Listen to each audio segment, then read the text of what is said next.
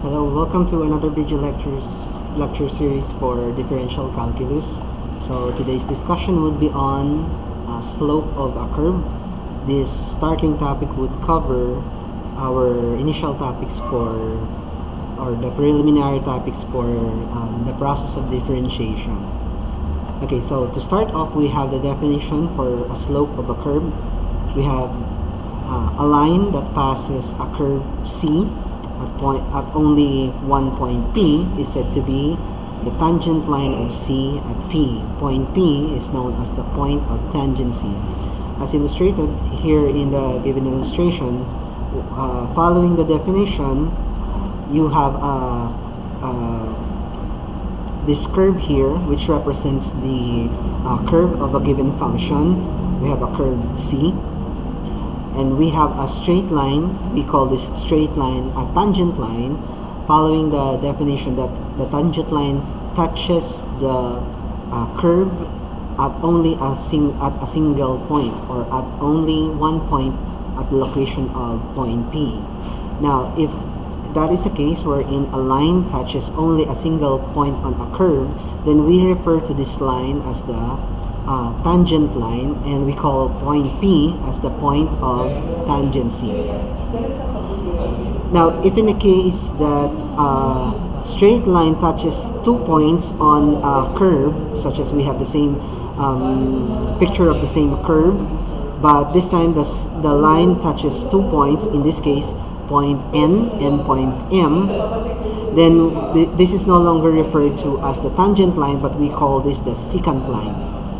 So again, the difference between the two: a tangent line is a straight line that touches the curve at only one point, while the secant line is the line that touches the curve at 2 points. Now, the slope of a curve, a line, to continue for the slope of the curve topic, we have the definition of a perpendicular line. So we have a line perpendicular to the tangent line of a curve C at P is known as the normal line of C at P.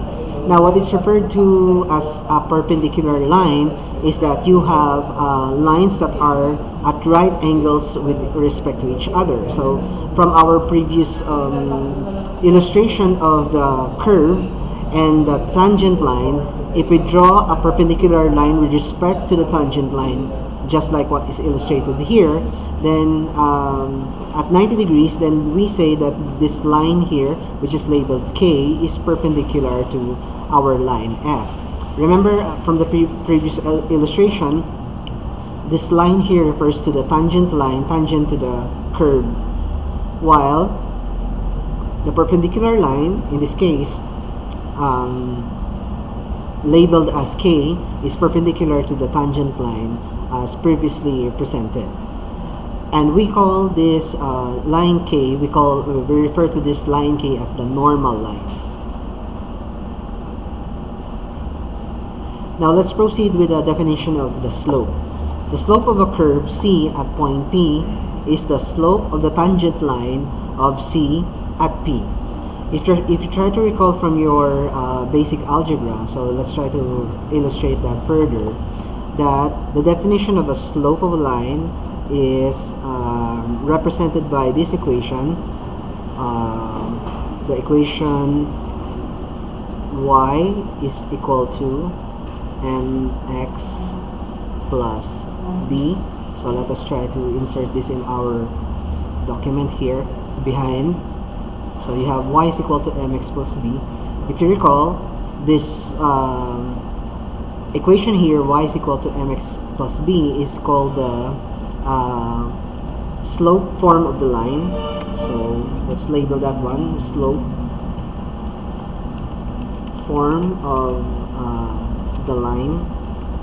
So what is given in this equation is that you have your slope m. So you have your m,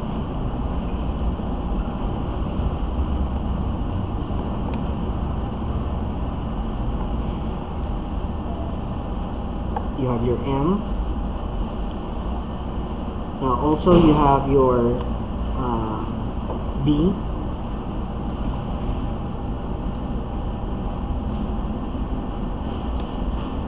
Okay, so you have your B, and you have the variables y and x. Okay, so let's try to illustrate that further again. So you have m,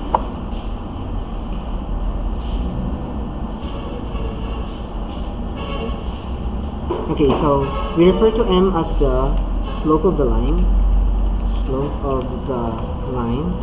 So the slope of the line is actually referred to as the measure, which is the measure of the steepness of a line. So the slope of the line is the measure of the steepness of the line. And as for the symbol B in our equation of the line, B here represents the line, or we refer to B as the y-intercept. Now, the y-intercept is defined as the point on the y-axis wherein our line passes through. That is when x is equal to 0 and y, and the line passes through at point y. If you recall our Cartesian plane, so you have typically we draw the Cartesian plane on x on the horizontal, just like what is illustrated here. So this is labeled x, while the vertical line is labeled as y. Now, if you have a straight line such as this one, this is this is given with actually the given equation is y is equal to 2x minus 1. So if we're going to write this in the form of y is equal to mx plus b, this becomes y is equal to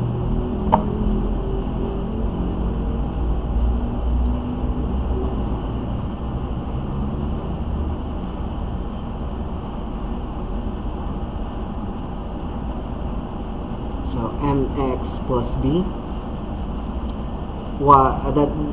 Since the given equation is equal to y is equal to 2x plus 1, we try to replace the value of m by 2. So what happens now is we have,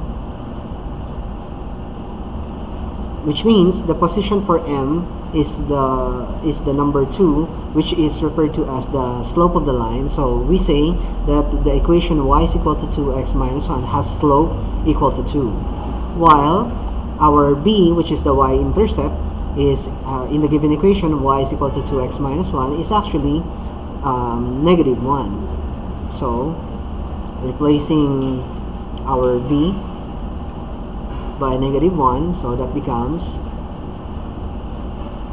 minus 1, wherein b is equal to 1. Now let's try to insert this in our Word document. So in our example, we have y is equal to 2x minus 1, wherein our slope m is equal to 2 and our b is equal to negative 1. In this case, since we define b as the y-intercept, this is the point on the y-axis wherein your line passes through, such that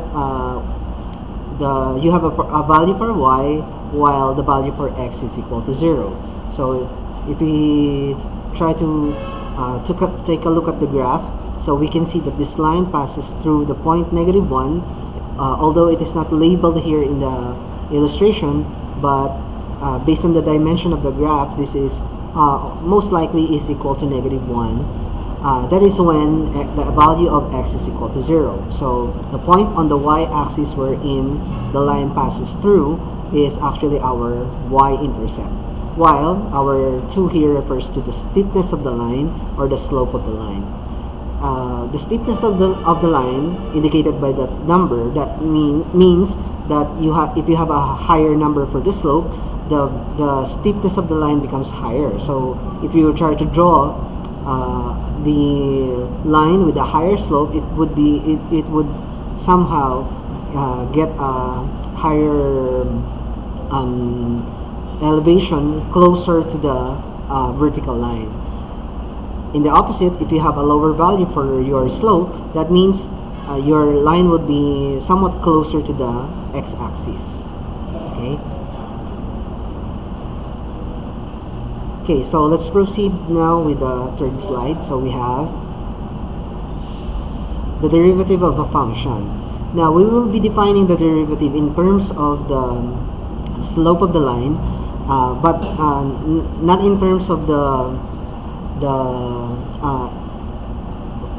slope form of the line, but in terms of the definition of the rate of change. So the rate of change, if you can recall from, if you have taken subjects such as physics 1 and physics 2, it is supposed to be introduced that the rate of change is given by the definition in terms of slope. So if we're going to rewrite our equation y is equal to mx plus b in terms of rates of change, the form of the slope would be of this form. So let me write that one. This would be m. Okay, let me just repeat that. Okay, so this becomes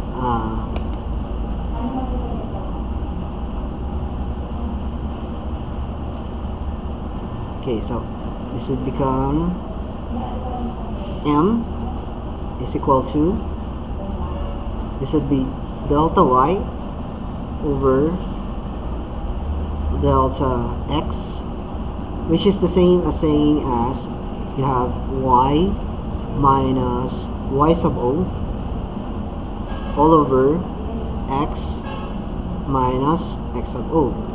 Now, what is referred to m here is the same as the one that appears here in our y is equal to mx plus b, or the slope of the line.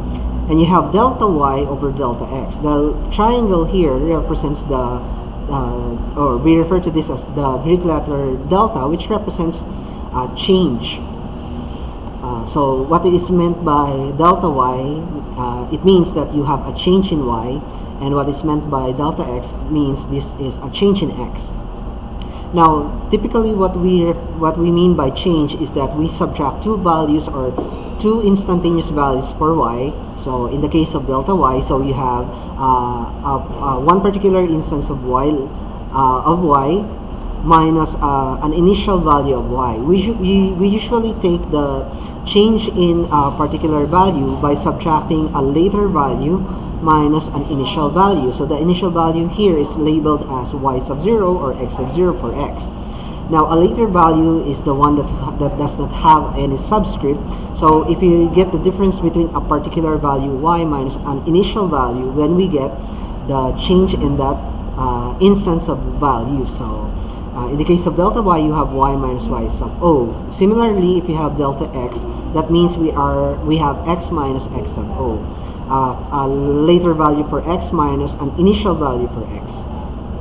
Okay, so with this we define our slope, and we refer to this definition of the slope as the rate of change. Now, it is important that we understand the definition of the rate of change. It is because the process of differentiation would be based on this definition. As you can see, the derivative of a function f at point x is the function represented by f prime of x is equal to the limit of f of x plus delta x minus f of x over delta x as delta x approaches 0. Now, again, let me repeat the manner of how we read the form of the equation of the derivative. The symbol for the derivative is we have f prime of x. This refers to the derivative of the function f of x. So if you have f of x as your function, you have, if you are given f of x, so f of x, this is your initial function, then the derivative of this function is represented by f prime of x. Right? So if f of x represents the given function, while f prime of x represents the derivative of that function, and this derivative is represented by this form of the equation of the limit of this form. As you can see, the form of the numerator is a difference between two values, one from an initial value, f of x, and later value, which is f of x plus, a particular change in that or particular increment in the value of x. So basically, this represents a later value of f of x, while f of x itself represents an initial value over change in x, or the same increment that happens in the denominator. So what we can see here is that if we take the limit as delta x approaches 0, what happens to this form of the fraction is that this tends to go to an instantaneous value for our f of x.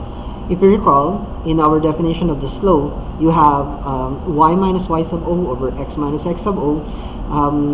We haven't mentioned earlier that the difference between the later value for y and the initial value for y doesn't matter. We haven't pointed that out yet, not up to this point, but the difference between these values doesn't refer to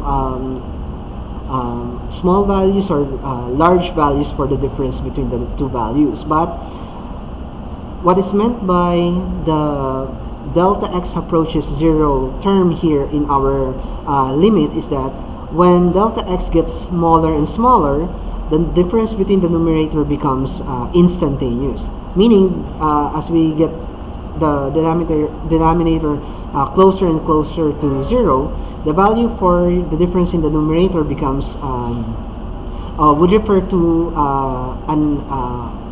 a particular one value. So this is the definition of the derivative. Let's try to consider some notation. So we have df over dx. We have d of f, this form of the derivative. We have df over dx of a, df over dx. All of this refers to, or is equivalent to, saying that you have f of x, and the derivative of f of x is f prime of x. So all of this refers to f prime of x. Now, a function f is said to be differentiable at x sub o if f prime of x sub o exists. This means that not all functions, and for the cases of these functions, if you substitute a particular value, it's possible that the derivative does not exist at any choice of value for x sub o. This means that we have to be careful to consider if a given function is either continuous or not. Later on, we'll be discussing further about continuity, but let's try to proceed now with the rest of the definition. Now, a function f is said to be differentiable at x sub o if f prime of x sub o exists. If f is differentiable at any point on an open interval ab, then f is said to be differentiable on ab. AB here refers to a particular interval wherein a and b would be the endpoints of that interval. If you try to recall the previous graphs, for example, if we try to bound our graph between 2 points, one on the left side and one on the right side, and we refer to the endpoints of that boundaries as point A, point B, then that's the same set of points we refer to in our definition A and B. So in this interval, it is necessary that this would be an open interval. So within the interval, point x sub o exists. So as an example of point x sub o, for example, if we try to bound the location of these 2 points n and m on our x-axis, now suppose this would be, at this point, this would be point A, at this point, this would be point B. Now, if the tangent line exists at this point, point P, this point P here is also this point here, then point P is in between the boundaries of point A and point B on the x-axis. So, if that is the case, then f is said to be differentiable at any point within that interval AB, and because x sub o exists within that interval. So if f is differentiable at any point on its domain, then f is known as a differentiable function. So it is a necessary condition that if x sub o exists, it follows that the existence of x sub o is within the open interval, and that means that f is differentiable within that interval. Okay, so to continue, let us try to consider some useful theorems that we can refer to later on as we progress with the discussion on the derivative of a function. So we have the first theorem. Now, if f is differentiable at a, then f is said to be continuous at a. Just like what we have referred earlier, if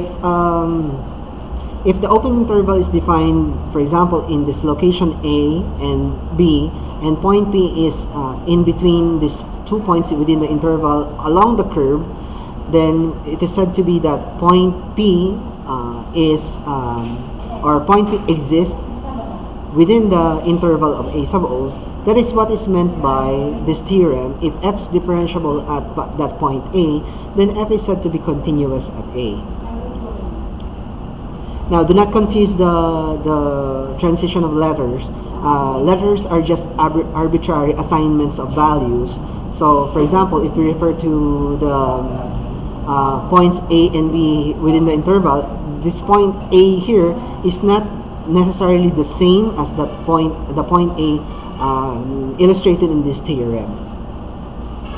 So, perhaps I could illustrate that further. So let me just erase the illustration here. So again, if you have a Cartesian plane,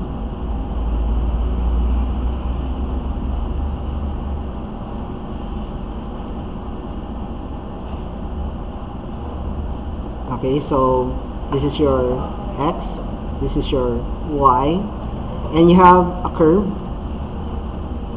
and you define, for example, point A, point B as boundaries of that curve. Then this is your f of x. Okay, the curve, the representation of the function is represented by f of x. Now, what is meant by the definition is that f of x is differentiable at a given point. So say at this point,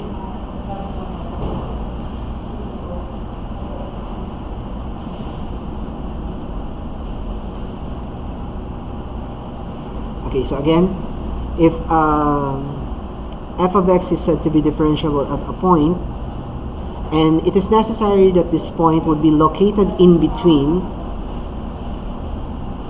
So for example, at this point here, okay, so at point C, then that means that the function f of x is continuous at this point C, and it is said to be differentiable at point C. Okay, so that is what is meant by this theorem here. Now note, the converse of the theorem is not true. That means it doesn't follow if f is continuous at A, that f is differentiable at A. What the theorem is stating is that if f is differentiable at A, then f is continuous at A. But the converse doesn't necessarily true. What the converse means is that if you have f is continuous at A, it doesn't necessarily follow that f is differentiable at A.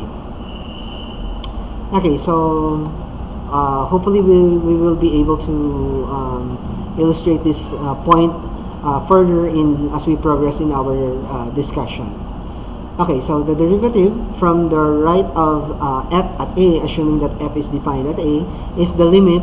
It's the same form of the limit, but this time we have limited our approach to zero as coming from the right part of the function. So that is illustrated in the changes in the formula. So we have delta x as approaching zero from the right is indicated by the positive sign.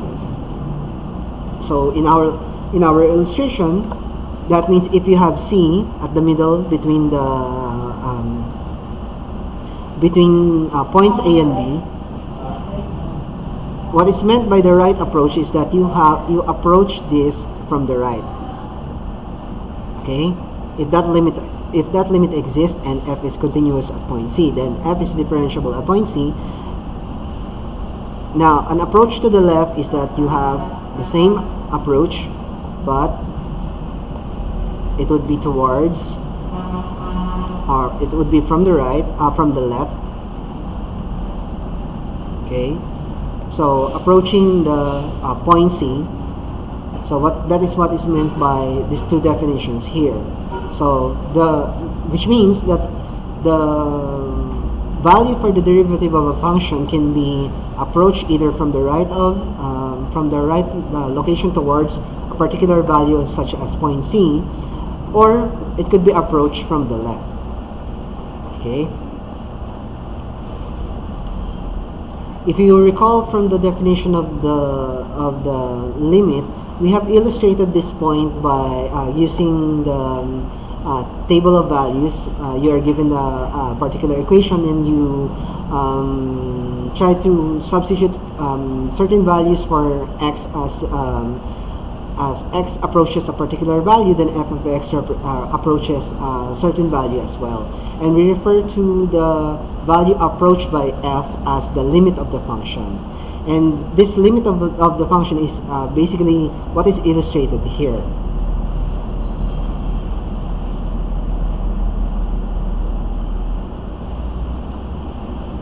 Okay, so again, to illustrate further, to clarify what the other issues that was left earlier regarding to continuity. So going back from the theorem, what is stated in the theorem is that f is differentiable at A, then f is continuous at A. So in order for us to perform the differentiation of given function at a given location A, it is necessary that f is continuous at that location. So proceeding, we have, for example, case 1, the function as illustrated here is discontinuous at A. So in that case, if A here is this point on the x-axis, we can see that the form of the function has an opening at that location and jumps at a different location, making the function discontinuous at point A. So since there is a gap in between, then it follows that the derivative of the function or the limit of the function does not exist at this location, and therefore the function is not differentiable at this location. It is possible that the function is differentiable at any different location of the function, but not on A, since the function is discontinuous on A. Okay, so let's try to consider case 2. We have a function is continuous at A and the graph f has a vertical tangent line at x is equal to A. In this case, our function is also not differentiable. Again, the function is not differentiable at the location of A. Why is that so?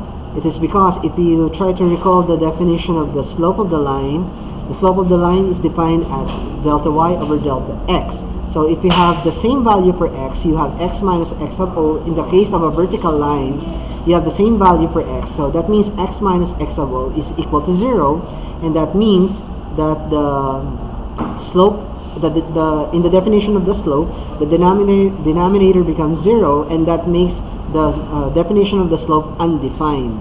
And that means from the definition of the derivative, you have an undefined denominator. You have delta x, you have an undefined denominator, and that makes the function not differentiable at that location. So the point here is, in case 2, for a function to be differentiable, it should be, number 1, continuous at that location, and number 2, the denominator for delta x should not be equal to 0, which implies that the line should not be at any point vertical. Okay, so that is case number 2. Both cases refer to situations wherein the function is not differentiable at that particular value for x equals a. Okay, so let's try to consider case 3. Case 3, you have a function is continuous at a, and the graph of f does not have a tangent line at x is equal to a. Again, in this location here, you have the line that passes through at this point on the x-axis, and that value is equal to a. What is said in case 3 is that you have a function is continuous at a. In this case, since the line does not in any way is broken at this location, so we have a continuous function at this location. A function is continuous at a, and the graph of f does not have a tangent line at that location.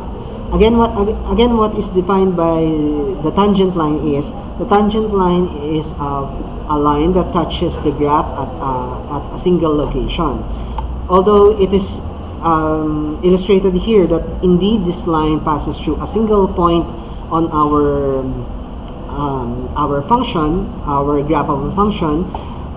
That means it follows it obeys the definition of the tangent line. It touches only a single point on our function, and also the function is continuous at this point. But the only complication here is that you still have the same value for x for a latter value and initial value for x, which means that the value for delta x in our definition of the derivative renders it equal to 0, and that means that the derivative does not exist at that location of a, since the tangent line is actually a vertical line on that location. So this is a similar situation wherein we have in case 2. The only difference is that you have a sort of peak or pointy edge on your graph. So although it is continuous at that point, this pointy edge here, the tangent line, is actually vertical, and that means the derivative that the point at that location, the function is not differentiable. Okay, so far we have illustrated 3 cases wherein the function is not differentiable. So let's try now to proceed with some theorems that we could use in order to actually perform the differentiation of any given function. So let's try to have the first 2 theorems. So we have, if f of x is equal to c, where c is any constant, then f prime of x is equal to 0. What is meant here by f prime of x is equal to 0 in terms of the language of the derivative? So whenever you try to differentiate a constant, the derivative of any constant is equal to 0. So what that means is, if you have the derivative of, for example, 6 is a constant, this is equal to 0. Remember our notation. This notation also refers to the derivative. We have similar other notations. We'll also try using them. So for example, the derivative of, with respect to x, of, say, pi. Remember, pi is also a constant. Pi is 3.14159 and so on. This is also equal to 0. Right? So the derivative of any constant is equal to 0. Let's try to have another one. So using a different notation. So for example, you have f prime of, say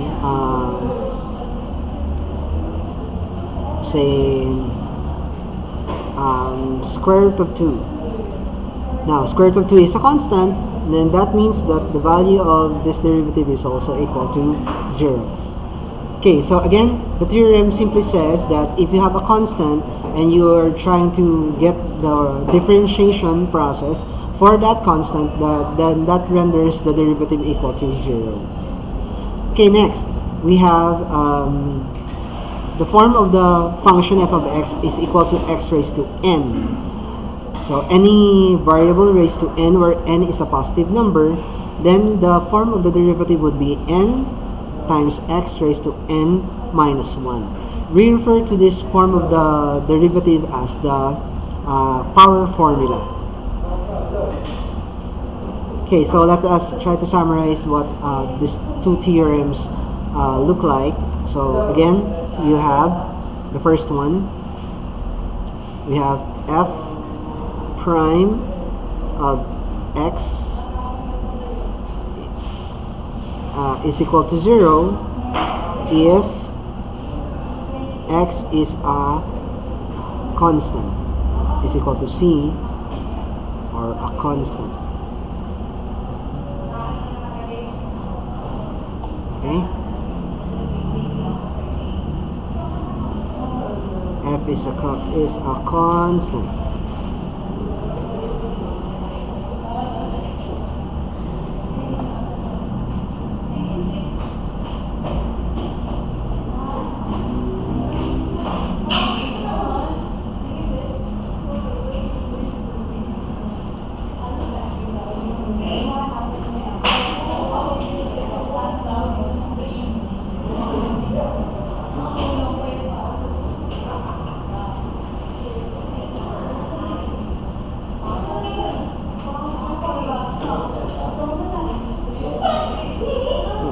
Okay, so perhaps we could try to insert this first.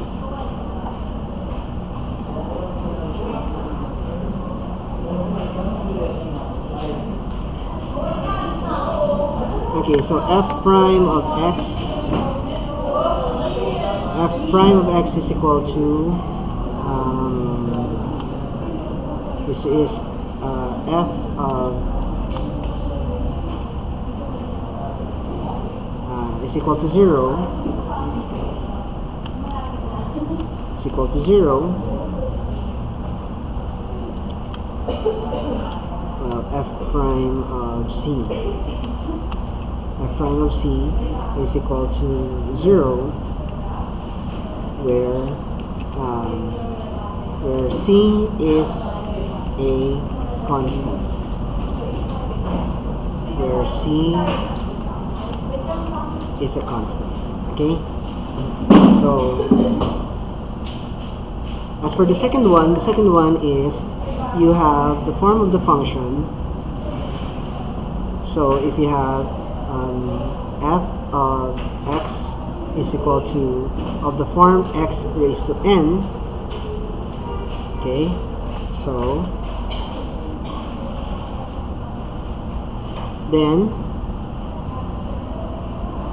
f prime of x would be equal to, that would be n x raised to n minus 1. So in order to get the derivative of the function of the form f of x, x raised to n, the derivative of that function is n. You just copy the exponent n, you copy the base, and you subtract 1 from the exponent. Okay, so let's try to insert this one.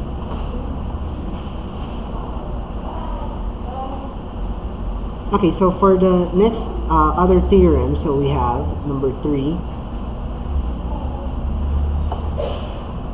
Okay, so we have the form if f of x is equal to x raised to n, and n is negative, and x is not equal to 0, then you have the same form of getting the derivative. F prime of x is equal to n x raised to n minus 1. So given this, I need not to repeat the form of the function, since this simply states that if n is negative, then the same form of the formula applies.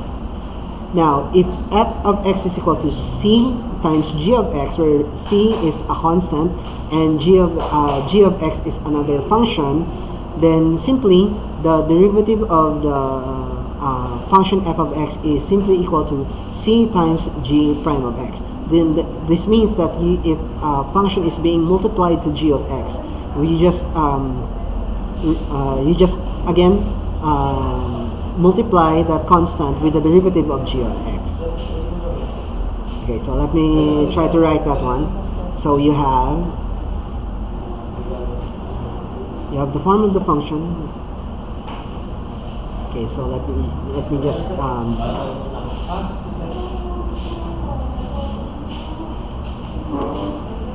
minus 1.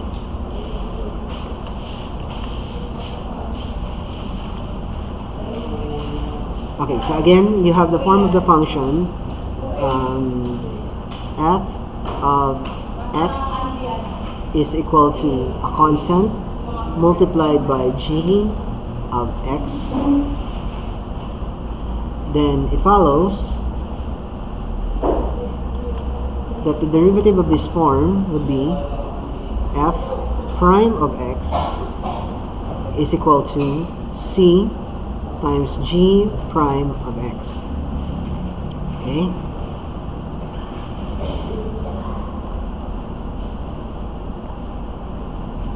So that will be f prime of x is equal to c times g prime of x.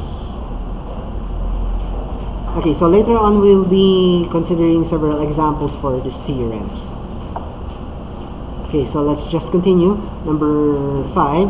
Now, if you're given the form of function h of x, which is equal to a sum of separate terms separated by plus and minus, f of x, such as f of x and g of x, then the derivative of this form would be f prime of x plus or minus g prime of x. Okay, so again, let me try to write that one. You have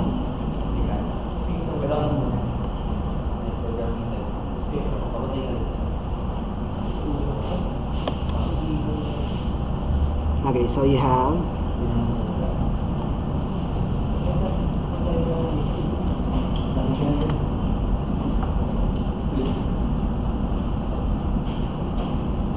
h of x is equal to f of x plus or minus g of x.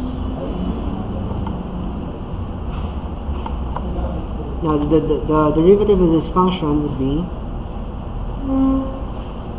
you have h prime of x is equal to, that would be f prime of x plus or minus g prime of x. Okay, so we are done with the corresponding theorems and their noted manner of getting the derivative. So let's try to have a few examples for this one. Okay, so let's have the first one. Try to solve for the derivative of the following function. Let's try to copy number 1 first. We have f of x is equal to x raised to 4. Okay, so let's try to write this first.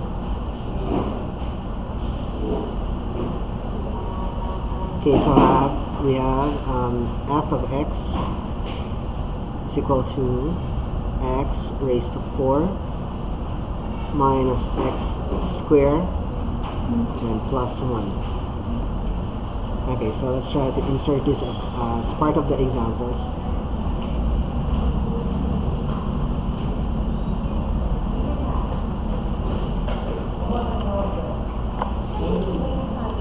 Okay, examples. Okay, so as for the solution for this one, let's try to understand first the structure of the given. Take note that in our f of x, we have several terms. You have actually 3 terms. You have x raised to 4, negative x squared, and plus 1. You have 3 terms. So what we have learned earlier in the part of the theorem is that if your function is made up of several terms, such as h of x is equal to f of x plus or minus g of x, then the derivative is simply, you take the derivative of the individual terms to get the overall derivative of the given function.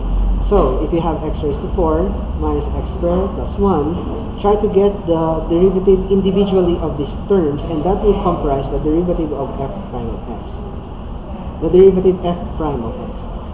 Now, in dealing with the derivative of the individual terms, try to recall and apply the theorems that were previously mentioned. So in the case of x raised to 4, x raised to 4 is of the form x raised to n. So in order to get the derivative of the form x raised to n, what we do is that we bring down n besides x, We just copy x, we subtract 1 from our exponent, and that would comprise our f prime of x. So in the case of x raised to 4,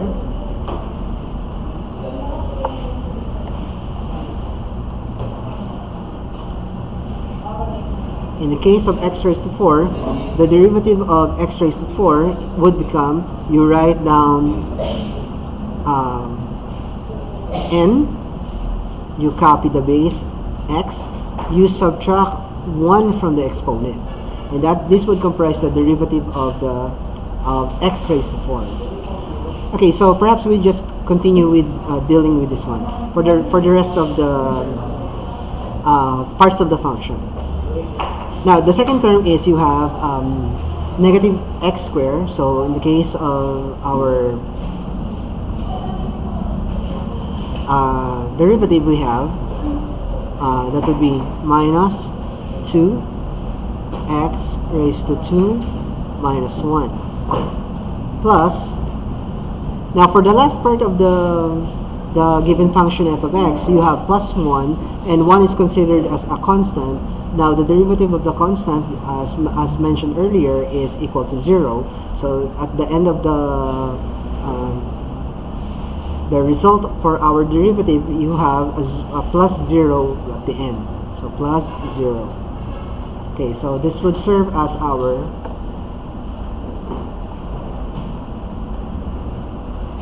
okay, so perhaps I could try that once again. So you have the derivative f prime of x would be equal to 4 x raised to 4 minus 1 minus 2 x raised to 2 minus 1, then plus 0. Okay, so again, this serves as the derivative of the function. Now of course, if you were going to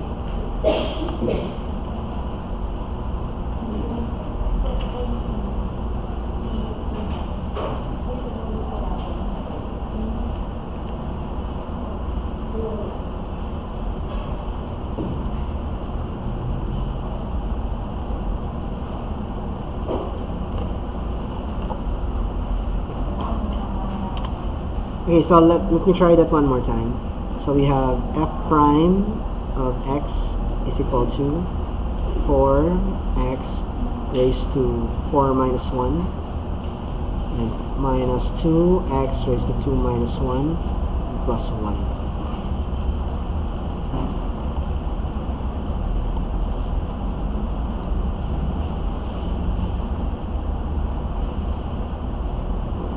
Okay, so you have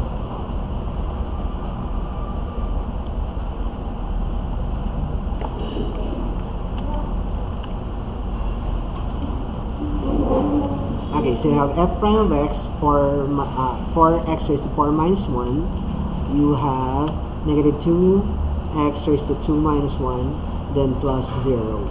This is supposed to be 0. Okay, the derivative of a constant is equal to 0. Now of course, obviously, to simplify things further, we have this becomes of course this becomes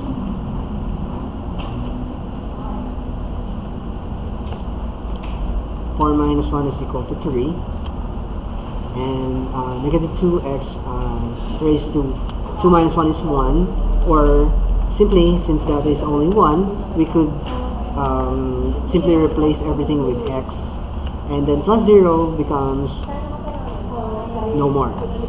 So finally, the answer would be 4x cubed minus 2x. So this would serve as our example number 1.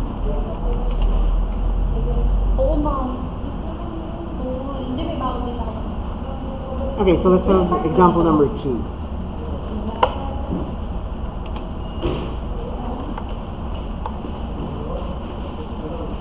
Okay, so example number 2, we have g of x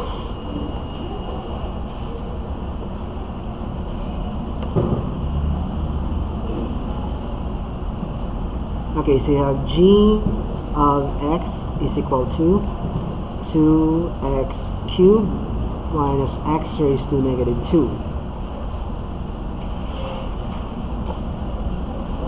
so let me just write everything as clear as possible. So we have g of x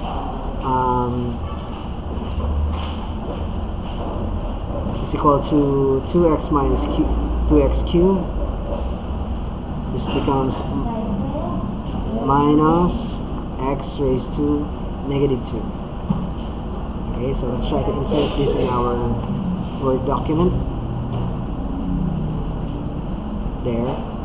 Now, as for the derivative for this one would be applying the power formula.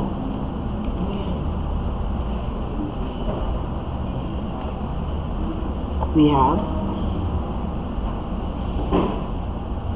of course, we have g prime of x is equal to. Now, I will no longer be doing this step by step, but I'll just be proceeding with the simplified version. So you have 2x raised to 3. That means you just bring down 3 besides 2 and multiply them together, so that gives you 6. You just copy the base. You have you need to subtract 1 from the exponent, so you have 3 minus 1, that gives you 2. Then again, for the second term, you have x raised to negative 2. Perhaps I could write this one as negative. Again, what we do is you bring down the exponent, negative 2. If it is negative, then you bring down the entire number along with the negative sign. Okay, so x raised to negative 2. Then you subtract again. What we do with the exponent is we subtract 1 from the exponent.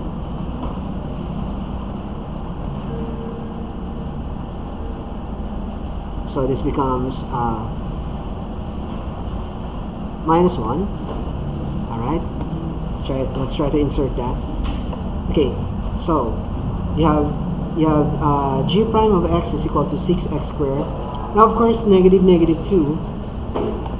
This is supposed to be minus 1. Okay, to simplify things further, let's try to copy that first. So what happens now here is you have 6x squared minus, of course, negative 2 becomes positive 2. So this is actually plus 2.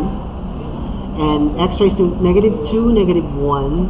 Negative 2 minus negative 1 becomes negative 3. So finally, the answer would be 6x squared plus 2x raised to negative 3. Okay, so let's have the example number 3.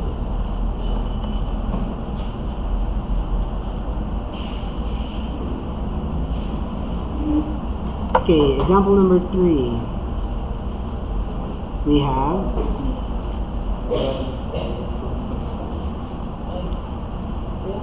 you have h of x is equal to x plus square root of x.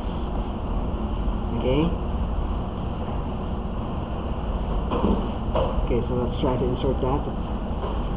Now, before we do the actual differentiation, let's try to take note of several things first. Recall, so you have square root of any number x.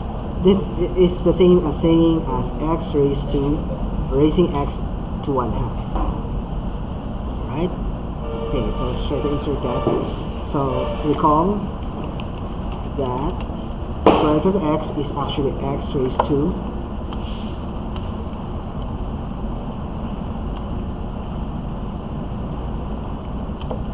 over 2. Alright. Now, which means that our original h of x would be should be written or should appear as,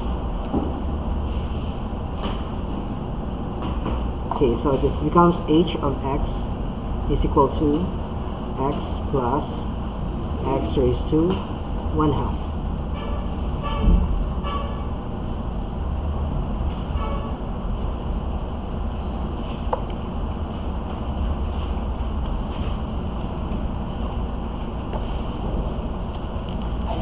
Okay, so before we actually do some actual differentiation. So let's try to get now h of x, or h prime of x. Okay, so recall that for any given variable x having exponents, so the value of the derivative h prime of x would be equal to, again, you consider x, if a variable doesn't have any exponent, then it is understood that the exponent for that variable is equal to 1. So what we do with the exponent in performing the differentiation is we subtract 1 from that exponent. And again, if you have a constant, what we do with the constant is we bring down that constant beside our value of x, and we perform the subtraction minus 1 again for the exponent of that variable. So in this case, h prime of x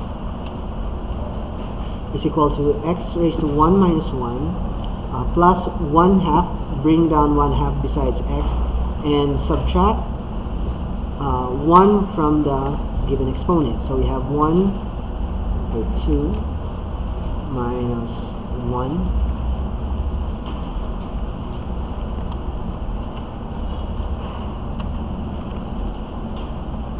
Okay, so this should result into, to simplify things further, so we have obviously 1 minus 1 is equal to 0, and then 1 half minus 1 half is obviously negative 1 half.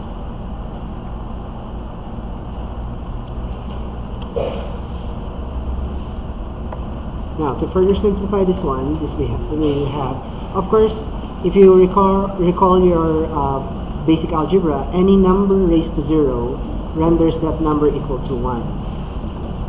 Okay, so x raised to 0 becomes 1, and we could actually leave the answer as is, as we have seen, as we can see here, that we have here as 1 plus 1 half times x raised to negative 1 half. But if you're going to be strict about it, what this should look like is that we have,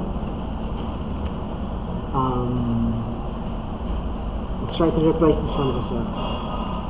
1 half x raised to negative 1 half is the same as saying equal to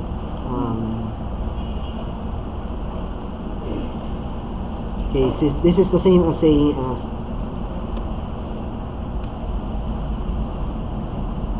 1 over 2 for 1 half, and x raised to negative 1 half means you have square root of x appearing in the denominator. Since you have the exponent negative 1 half is negative, you take the reciprocal of that, and that leaves you x to be written in the denominator. And since we already defined that square root of x is the same as x raised to 1 half, then the final form of the answer would be you have the square root of x to appear in the denominator along with 2 of the 1 half here. Okay, so let's try to have number 4. Okay, so finally we have number 4. We have m of x equal to x raised to negative 1 half minus, this would be the cube root of x squared and plus 5. Okay, so let's try to insert this in our Word document. Okay, so this is supposed to be negative 1 half. Okay, so let's try to write first our given.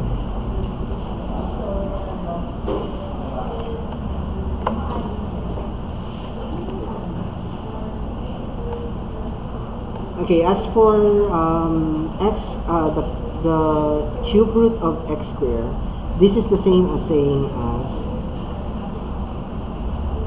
the cube root of x squared is the same as saying as x raised to 2/3. Okay, so recall from your basic algebra that the transition between the symbols for rational expressions, converting them into exponents that are fractions. So just like what we have recalled earlier, that the square root of x is the same as x raised to 1/2. So this time we have the cube root of x squared. This is the same as saying that x is raised to 2/3.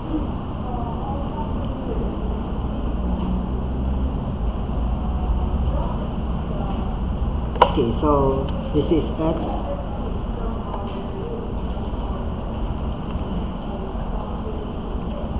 raised to 2/3. Okay, so before we do the actual differentiation. Okay, so for the differentiation part, now we perform the differentiation. Okay, so we have m prime of x is equal to, okay, so again, probably I could write m better. Okay, so m prime of x is equal to, now the first term is x raised to negative 1/2. So the rule says if you have an exponent for x, you bring down that exponent, negative 1/2, along with the sign. You copy the base, you subtract 1 from that exponent,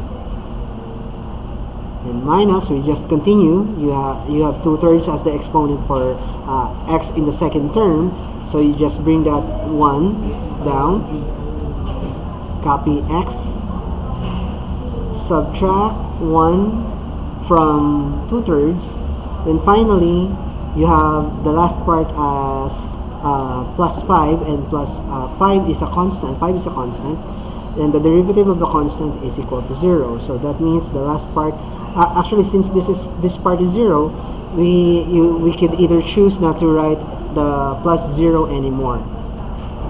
So doing that would simplify things further.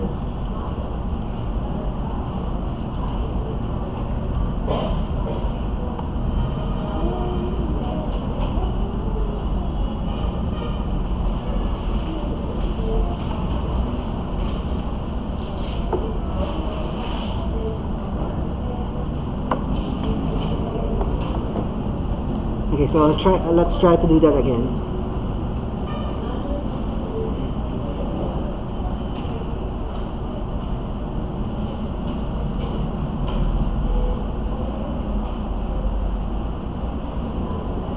Okay, so you have m prime of x is equal to, this becomes negative 1/2.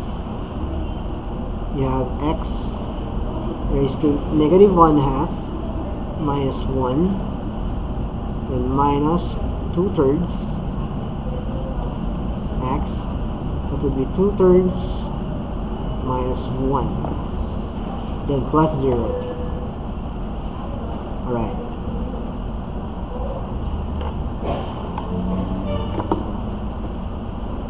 This is supposed to be 1/2 negative 2/3 minus 1. Okay, so to simplify things further,